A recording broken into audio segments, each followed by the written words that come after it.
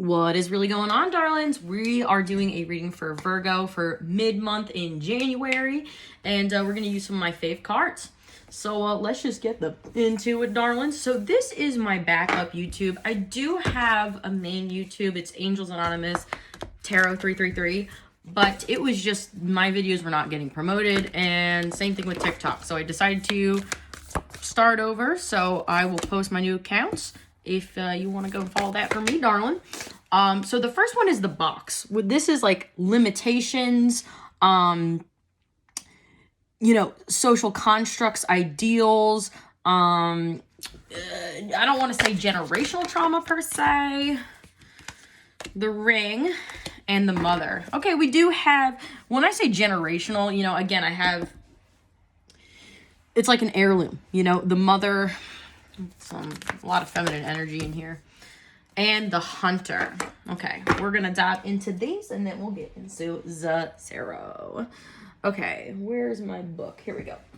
All right, the box. Yeah, so this is, we're going to take some of the best advice from the book. So, there we go. Nope. There we go. Here we go. So, these are all in the upright, which is fabulous, hun. Okay? So, when light, structure, order, coherence, and logic.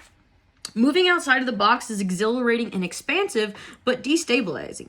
Others will wonder what you are doing and why, and you will too. This is part of the process. Let's see. We all live to some degree within the confines of the box. This archetype represents everything that is known, anticipated, and expected. It holds us in place while simultaneously holding us back from our greatest visions. The box is sneaky, insidious, and everywhere, limiting us at the most unconscious levels. It is built of layer upon layer of social constructs and pressures. Breaking through its confines requires awareness, continued effort, and bravery. The box may appear as expectations from parents, a well-paying but heartless job, and the pressure to look or behave like others or to simply stay small. That's huge. That is huge. I saw 222 before that. And this, it is destabilizing, again, to break through those barriers, especially when others are confining themselves and then judging you for breaking out of it, when in reality, they can't break out of their own box. So, all right, let's see. We're gonna go, all right, hold on. The ring.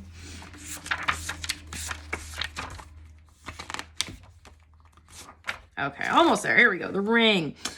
Connectedness, humility, sacred cycles. You're breaking out of this because, hold on, let me just keep reading. Take stock of the jewels you adorn yourself with. Watch out for rings you wear out of habit that keep you connected to the old you.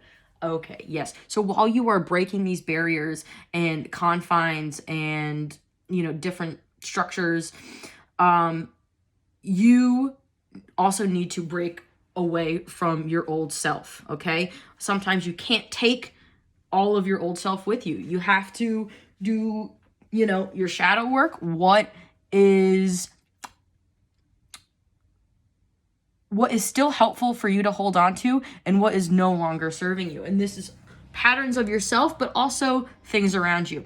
If you have Pisces in your chart, I would definitely go check out that reading. If you feel like you are very connected and spiritual and you always have been, definitely check that reading out.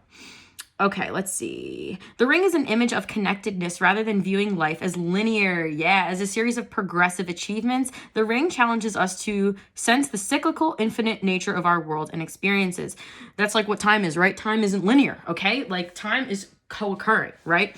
Beginnings and endings fall by the wayside as we practice seeing ourselves as part of the cosmic circularity of creation. For this reason, it's no surprise a ring is worn on the finger to represent eternal love that surpasses space, time, and worldly things. So much can be projected onto this archetypal image because it mimics the Earth's orbit around the great sun and the intimate bond between two lovers.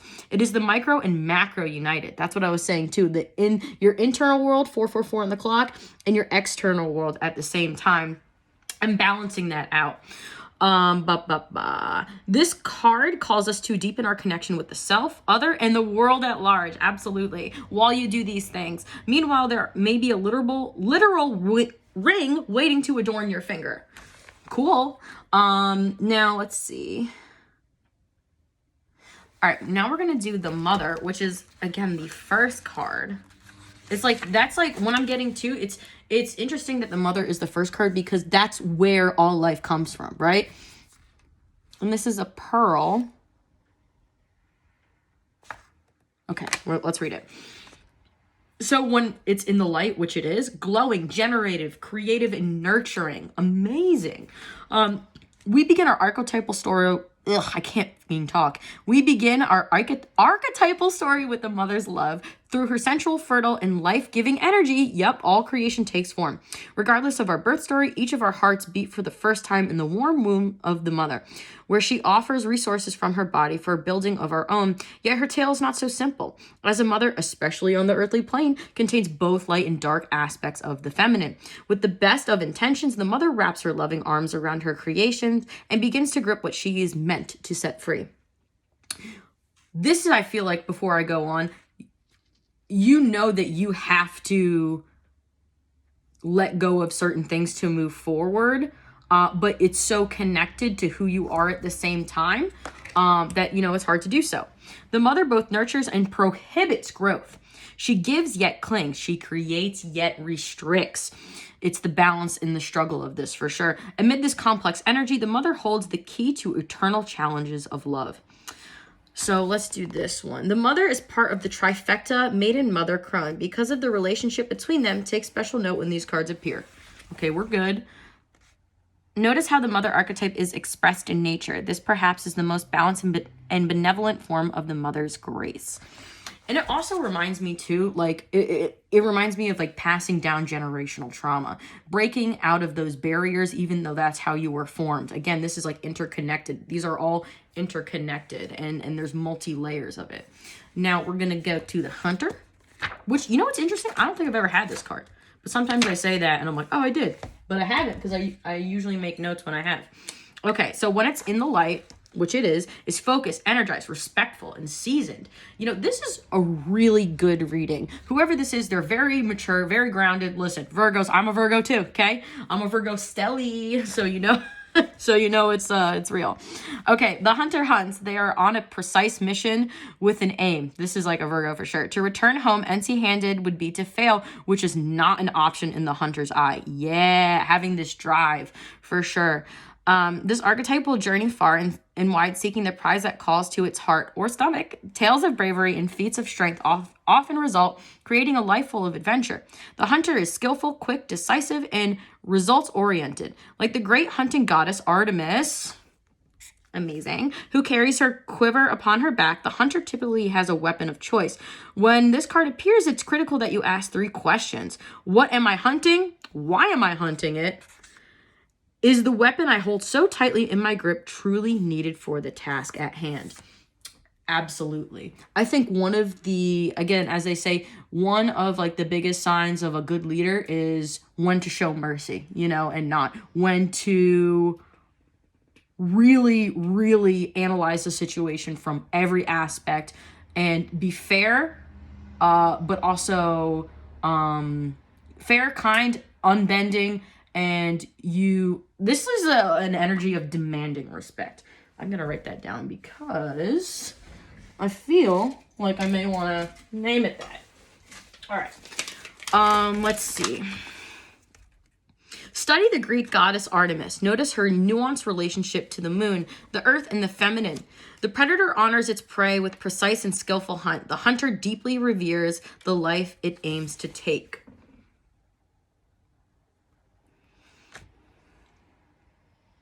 All right. So that is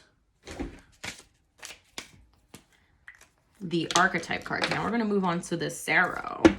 And I really like these cards because they really embody more of a feminine energy. Five of Pentacles. Yeah, you're breaking out of the confines. This I feel like used to make you upset and sad, but I feel like, again, you can either use it to move you forward or it can hold you back, and you are moving forward for sure.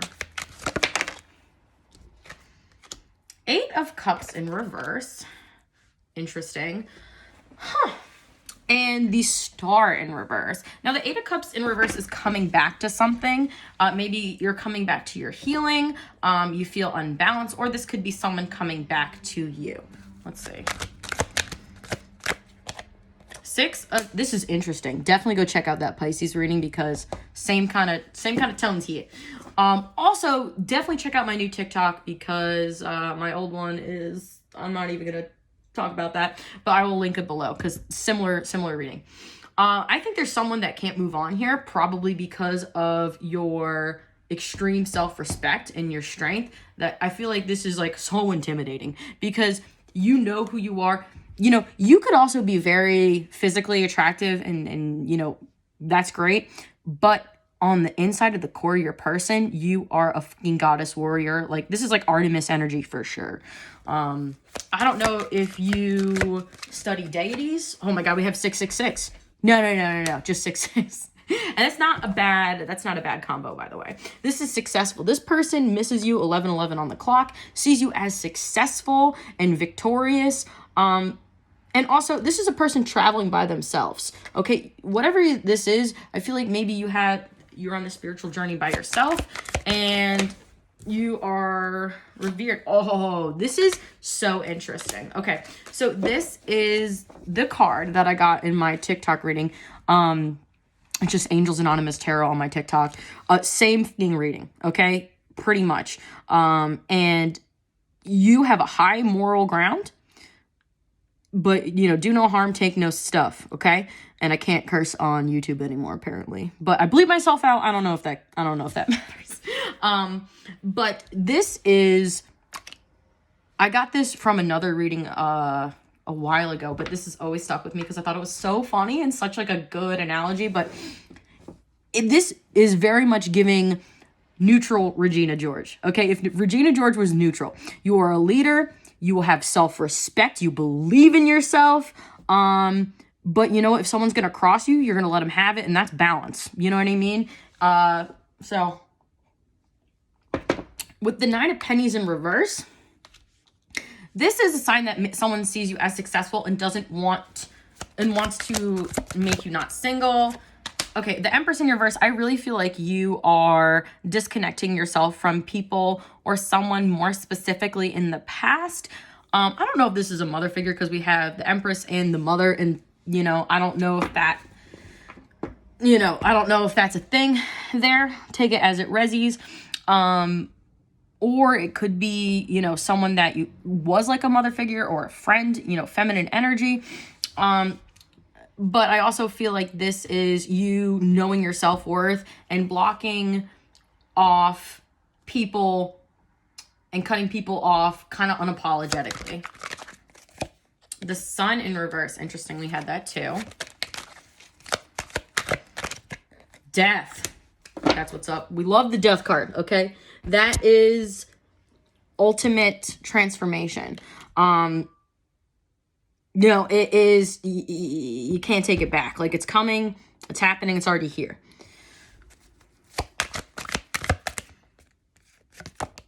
Two of Wands. You're moving forward. You're business bench, okay? You're moving forward. You're planning on your future. You want to make your coin. You're doing things with a high moral ground, and you're looking to transform yourself. And I feel like you are enlightened to the fact that this is not on your path. This person is not on the same level as you are. Which, you know, no shame to, talk about that. Talk about not on the same level. This energy is so intimidating. That's what it's going to be, intimidating. You're intimidating as fuck. That's we got a baddie here. Dating. That's what we're going to name it. Okay, you are not only extremely strong and powerful and a leader, but you are intuitive. And oh my God, what a combination that is.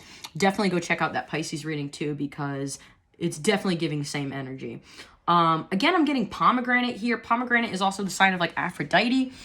Definitely, I don't know if you're into deity work or, you know, just getting in touch with your spirit guides or offerings, but you know spiritual laws. You know also these two cards, right? They both have these little pillars. You know how to balance yourself. You know how to balance the light and the dark in you. And, you know, also we got research here. You're not only intuitive, but you're also smart. You